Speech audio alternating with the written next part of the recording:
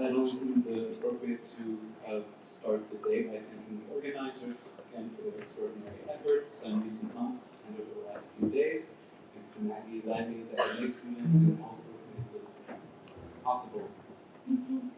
Oh, a little close. Okay, there. Yeah, so it only seems appropriate to start the day by again thanking the organizers, Maggie, Lenny, the MA students, everyone who made this event possible, and I'll figure out this microphone. Okay, so now I'm audible? Okay. Die Stadt Mexico City, a big old-fashioned building in Constitution Square, the center of government ministries. Visible right upon entering are three walls, two of them adorned with paintings, grand paintings, mass scenes, dozens of faces, groups, events, bright Bible colors, among the many reds and in fact red flags. Along the third wall, scaffolds. On the scaffold works a man, tall, healthy, strong, calm and assured in his footing on the scaffolds, no less than in holding dozens of brushes in one hand and working with the other. This is Diego Rivera, the famous Mexican painter whose name became especially well known a couple of years ago. Who could forget the incident at the Rockefeller Center in New York, where a freshly painted mural was scraped off because Lenin was in the middle of it? So begins an article that appeared in a daily Yiddish newspaper in Warsaw late in the summer of 1935.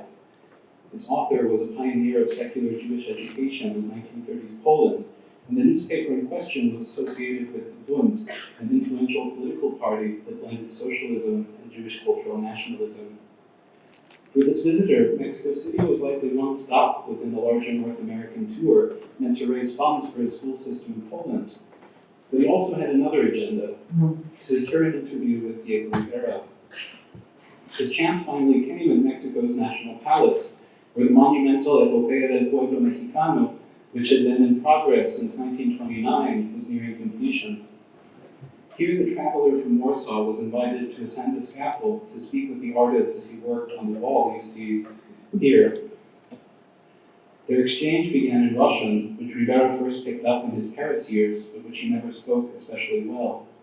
The bulk of the interview, focusing on the painter's work in relation to his path in communism and to the politics of the post-revolutionary Mexican government, proceeded in Spanish and Yiddish with the aid of an interpreter.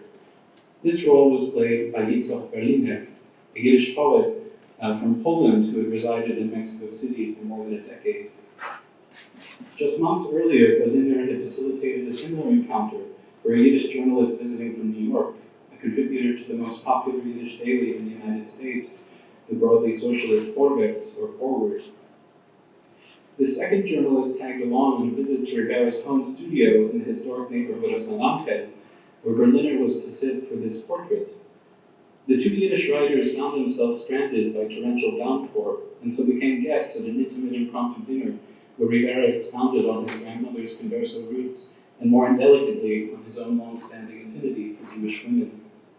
What I want to stress here is not the substance of these journalistic encounters, however intriguing, but the fact that it is a local Yiddish poet that mediates between Rivera, or perhaps a version of Mexico City indissociable from him, and progressive Yiddish newspaper audiences in both Poland and the United States. This is emblematic of a broader cultural circuit defined by contact between Yiddish poetry and Mexican visual art that I would like to sketch for you today, one that, in a sense, found its culmination in 1936. That year saw the publication of two collections of Yiddish poetry in Mexico City, each featuring work contributed by a revolutionary Mexican artist. When Gertz Berliner sat for the portrait I mentioned a moment ago, Rivera may have already begun work on a series of ink brush drawings to be included in the poet's book Stadt von Palästen, City of Palaces. This is a collection of poems that extends a widespread tendency in interwar Yiddish poetry, that of urban social critique, to Mexico City, foregrounding the lives of the destitute and marginalized everywhere observable against a regal colonial architectural backdrop.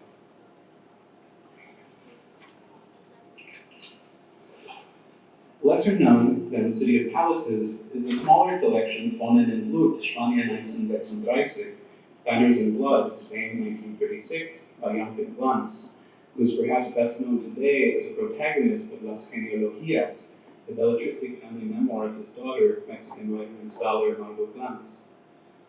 The Senior Glantz's 1936 booklet entails a series of strident revolutionary poems in solidarity with the newly embattled Second Spanish Republic, and bears a cover designed by Alfredo Salce, a founding member of Mexico's League of Revolutionary Writers and Artists, or LEAR. Both poetry collections are worthy of attention, and I'll be happy to further discuss either work and its reception, but these are only the most conspicuous artifacts of a more extensive process of cross-cultural and cross-regional mediation that I'd like to present in its proper dimensions.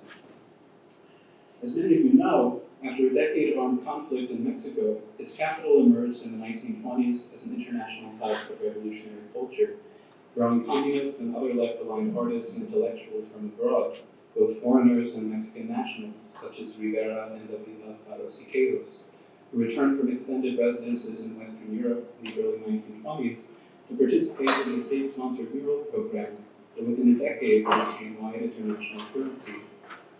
As some of you may also know, the arrival of Jewish immigrants to Mexico from Eastern Europe in appreciable numbers began during the same years, spurred by the restrictive U.S. immigration measures imposed in 1921 and 1924. Before long, Jews would also join a growing list of racial and national groups barred from immigration to Mexico. But in the meantime, 6,000 to 9,000 Jews from Eastern Europe arrived throughout the 1920s, with several thousand more to follow at the start of the next decade. The 2/3 of these immigrants who settled in the capital tended to view residence in Mexico as a temporary measure, and only a small cohort of young writers sought out engagement with the post-revolutionary Mexican cultural scene, in which the national myths of mestizaje and indigenismo were ascendant. The poets Yitzhak Berliner and Yankee Glantz, who arrived to Mexico in 1922 and 1925 respectively, were accustomed to being right in the midst of the Jewish and general cultural life of their former cities of Lodz, Poland, and Odessa, Ukraine. Upon arrival to Mexico City, they found themselves in a triply marginal position. Not only were they at a considerable remove from cultural networks in Eastern Europe, and utterly invisible to the burgeoning American Yiddish cultural life centered in New York, but most immediately, they were also on the fringe of Mexican culture. Yet these overlapping margins proved complementary.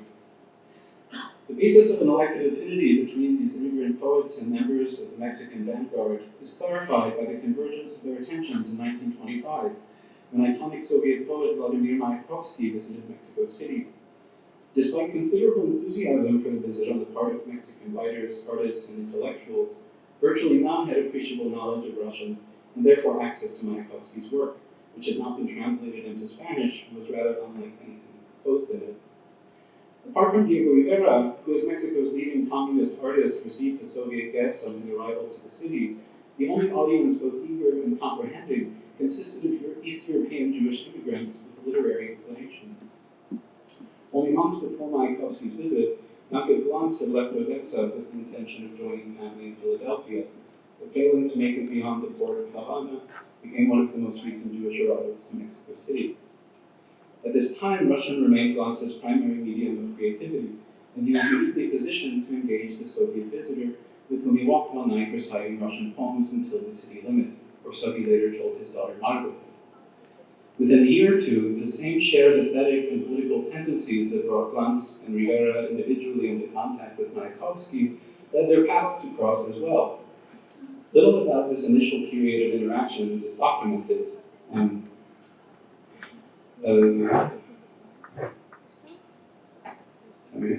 But Rivera's philo-Semitism and vague Jewish identification surely played a role, no less than did Glantz's proximity to the Russian Revolution and its cultural legacy.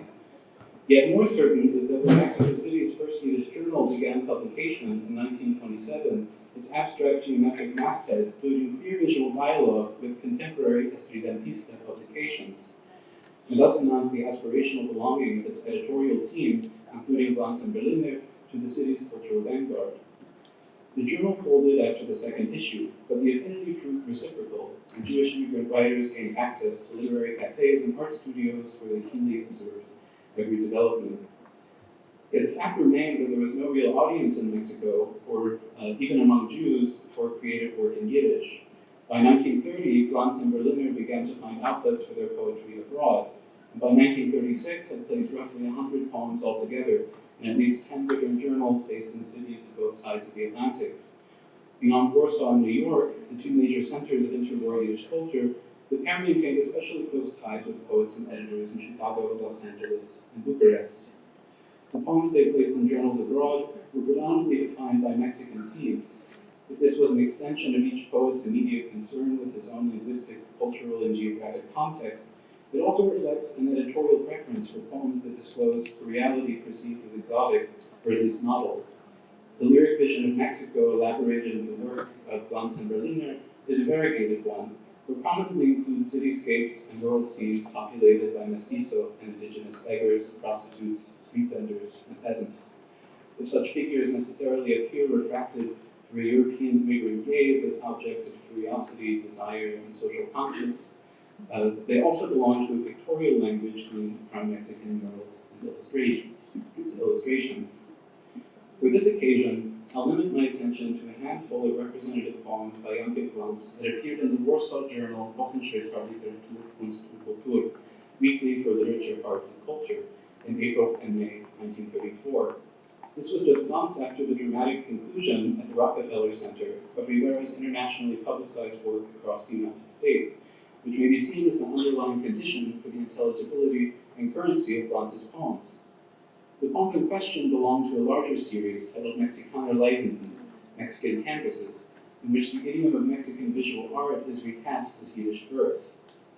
I would suggest that the set of 5 poems you see here, for example, published in April 1934, forms a monumental narrative assemblage akin to that of Rivera's Epopeya del Pueblo Mexicano.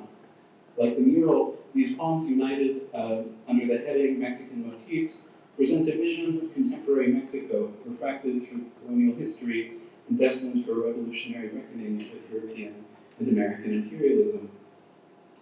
The first poem in the series, Folk Indianer, Indian People, constructs an addressee that is not indigenous per se, but an indigenized figure of the Mexican, heir to a ruinous history of Spanish and specifically Christian expropriation, as is underscored by the rhyme of Español, Spaniards, and Cupol, Domes, that ominously concludes the poem. Though the poem traffics in the trope of pre-Hispanic purity, it foremost idealizes the abject figure primed for revolt, with whom it performs militant solidarity. The next 2 poems in the series, Ich zeige Truppene dein Zorn, Like Dry Branches Your Fury, and In dein Stadt Moderne, In Your Modern City, similarly reach from the present to the past, elaborating a perspective that reads the social conditions and cityscape of contemporary Mexico City through the legacy of the Spanish conquest. The initial stanzas of Like Dry Branches Your Fury establish a state of urban inequality defined by avenues, reich mit lichtige Palatzen, Athesäunis, Kabaretten, Kathedralen und mit der solchen jänkischen Magnaten. Rich and bright palaces, brothels, cabarets, cathedrals, and so many Yankee magnates. The colonial past is called up associatively as the sound of drums and marimbas emanating from dark jacals, thatch roof dwellings, is said to lament the era of forced labor, imprisonment, and corporal punishment brought about by the Süße Rede von blonde und weiße Conquistadoren, the sweet talk of blonde and white conquistadors. Such a racial ascription intimates a cyclical conquest renewed by American corporate interests, an impression reinforced toward the end of In Your Modern City in a series of lines that allude to British and French bids to command Mexico's resources. The final poem in this series returns to the outwardly revolutionary posture of the first, as is announced in its title, Aufstand, Revolt, save for a general ascription of agency to, quote, freedom-thirsty children of the old Indians' roaming tribes.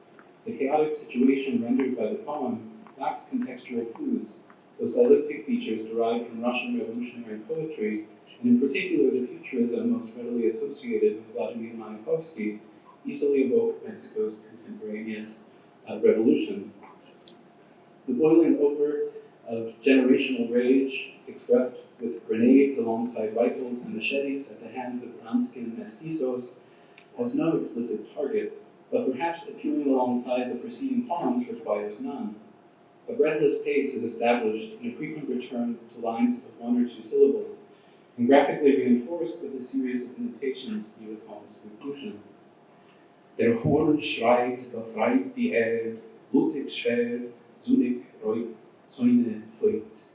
The horn blares, free the land, sword bloodied, sunny bread, enemy dead. Retaining a tenuous connection to the racial and historical specificity of Mexico emphasized in previous poems, Revolt, in its lack of significant context and eventual devolution into grim and garish slogans, appears to reach toward a socialist universality that may have held particular appeal for the progressive readership of the journal in which it appeared, which was a subsidiary of the Bundes newspaper I referenced at the start of this talk. More forthright in its alignment with Mexican revolutionary art is the poem Poyeren, Peasants, published a month after the series just described, and bearing the subheading To the Images of Diego Rivera. This poem sets forth a composite of the very rural laborers that populate Rivera's work, extrapolating the topographies in which they appear and the forms of labor in which they engage. Not all of the figures, settings, and implements contained in the poem are to be found in the artist's murals, but virtually all appear in his illustrations, which Glantz may have encountered adorning varied Mexican publications and publications about Mexico. The poem opens in a sculptural key. Die Poiren, Kinder und Weiber, mit gegossene Leiber von Bronze und von Kupfer. The peasants, children, and women with bodies cast in bronze and copper. In wetlands, fields, and mines, and beside volcanoes, a procession of sculptural peasants with necks of steel, arms of cable, clamp-like hands, labor with axes, sickles, hammers, plows, and balance pans. The poem's steady amphibrechic rhythm contributes to a heroic impression also suggested by the metallic strength with which the peasants extract the earth's resources from hard rock and soil, at times also echoed in a series of harsh consonants. Das Reißen mit Soches, die Chronik erfachen, Diensten, Kriechen in goldene Schachten, breaking up the clouded plains with swing clouds, crawling in the darkness of gold mines. The poem's final lines intimate that these figures are primed for martyrdom in the service of a new age. Absent in this poem is the comparative abundance of Spanish terms deployed in the preceding series, not only in order to simulate cultural and linguistic specificity, but no less importantly as a source of bilingual rhyme. One effect of the absence of such play here is a near Slavicization of Rivera's figures in linguistic terms.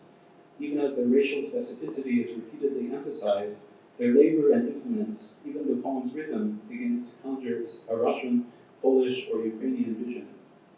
With poems like the ones I've discussed, in dialogue with Mexican visual art, either explicitly or more often implicitly, Blanquet Glantz and Yitzhak Berliner, without ever leaving Mexico, rose from a position of complete obscurity to one of wide visibility in the Yiddish cultural world. And this trajectory was very much bound to the rising cultural profile of their adopted Mexico City in the eyes of Europe and Anglo-America. By the eve of World War II, both poets would cease to publish work explicitly informed by their immediate context, instead cultivating a poetics of exile and lamentation. This wasn't the end of the cultural circuit I've outlined, however. Decades later, in the 1950s and 1960s, it would find a new, inverted life as young Glantz, still firmly embedded in Mexico City's visual art scene, brought Jewish Eastern Europe into Spanish-American poetry, both through translation and in original compositions. But that's another story. Thank you.